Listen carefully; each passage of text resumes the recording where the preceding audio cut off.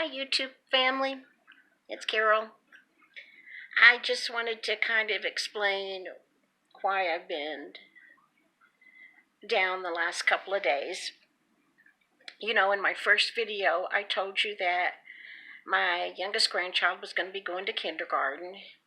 I've had that child with me 40 to 50 hours a week all his life. And so that's a big change for me. And actually, for the last 40 years, I've had kids with me all day long. 40 or 50 hours a week. And now suddenly I won't have children with me. But I also told you I was scared, and I didn't tell you why I was scared. I have major depressive disorder. It's treatment resistant. I've been under a psychiatrist care since my early 30s, and I'm 65. I've had years and years and years of talk therapy. So I'm doing everything I can to handle this disorder. It's not anything that I did. I didn't cause it. It's genetic and it runs in my family. A lot of people with depression respond to treatment and recover in about 6 to 8 months. I, however, don't respond as well. I can handle it pretty well. There have been times when I have not been able to handle it at all. I don't go shoot up a place. I bawl. I just bawl for 24 hours a day, for days and weeks at a time. I feel lethargic all the time. I feel exhausted all the time. I can't sleep at night, but I can sleep really good in the daytime. It's just this incredible sense of sadness.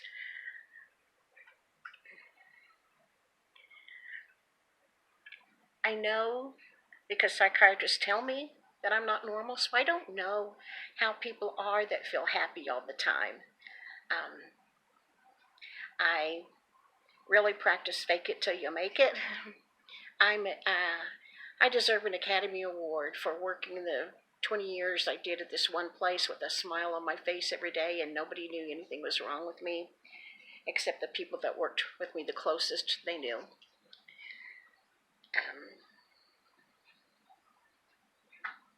But I fight it. I struggle with it. I see a psychiatrist regularly. I take medication. The best time of my life, I had a psychiatrist that knew my insurance would only pay for generics, and so she supplied me with samples of the real deal, the non-generic, because she told me they all know the generic doesn't work as well. I've had numerous psychiatrists tell me that. This woman was able to provide me with samples to get me through the month, and I was the best when I was on that. But she moved to Houston, and there went my supply of real drugs, and I've been on genetics ever since then. Not genetics, generic. That's what I mean, generic drugs. And they just don't work so well with me. But doing the best I can. I have a new psychiatrist that I really like. She's in Dallas. I see her on a teleconference at the clinic where I go. And she recently doubled my dosage. And she tells me by December, I ought to be really feeling the effects. That's how antidepressants are. You don't take one and, oh, I'm better, like taking an aspirin. You have to take them for at least 6 weeks to even have hope of feeling anything. And sometimes it takes a lot longer. Most of the time, I can put a smile on my face and cope with life. But my kind of depression also goes in cycles. August is always a bad month. That's when a cycle starts. And that's why this summer I knew, oh my gosh, August is coming. That's my cycle. And I'm having the big change by my grandson going to school and not having grandkids with me during the day. And the long, hot summer gets to me. It's, in the 90s or 100s where I live all summer long.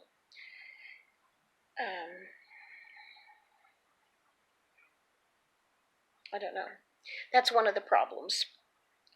Cognitive thinking goes out the window. Concentration goes out the window. Motivation goes out the window. That's how I am most days of my life. When I was 56,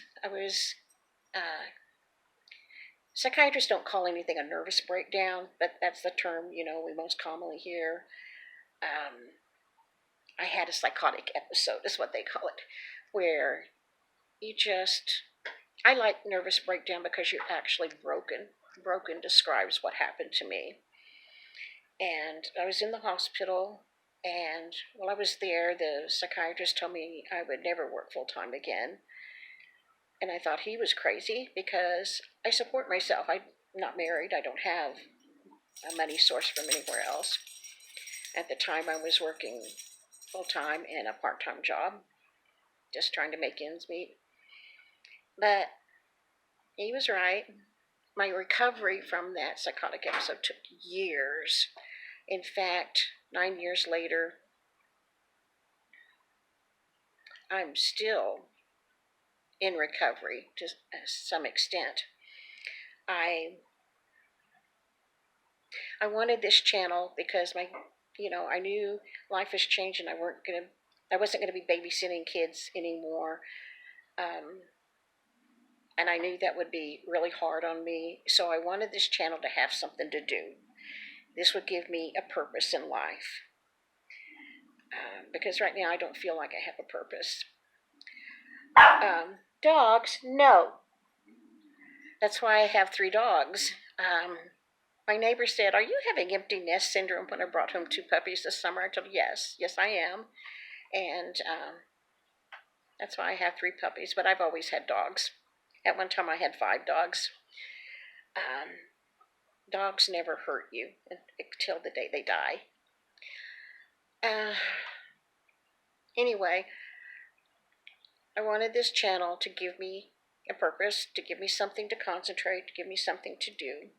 I'm an avid reader. I have been all my life, but I get brain fog. And I talked to my psychiatrist just last week about this.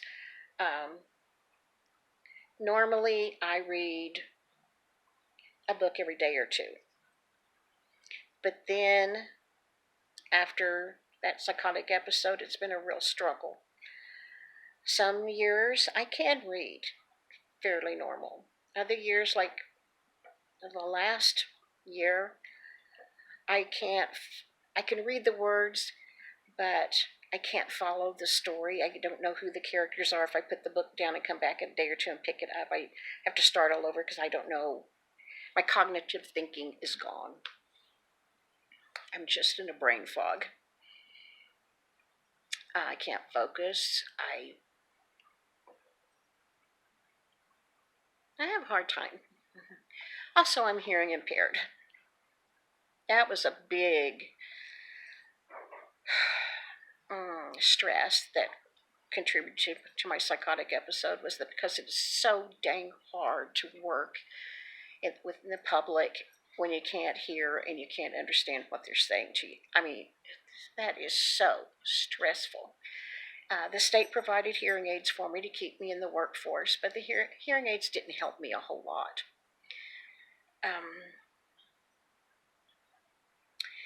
Right now I don't have hearing aids, but I don't care. They weren't that big of a deal. I mean, they weren't all that in a bag of chips. But anyway, I knew in July that even though she increased my medication, she doubled it, I knew I was sliding down to the depression hellhole, and I knew this big change was going to be hard on me and contribute to it. And I've been fighting it really hard, and I've been telling myself, she doubled my medicine, I'm going to be okay. But I could feel the cycle coming. And that's why I don't want you to think, oh, what a crybaby, her grandson's going to kindergarten, oh, wah. there's more to it than that. I'm struggling really hard.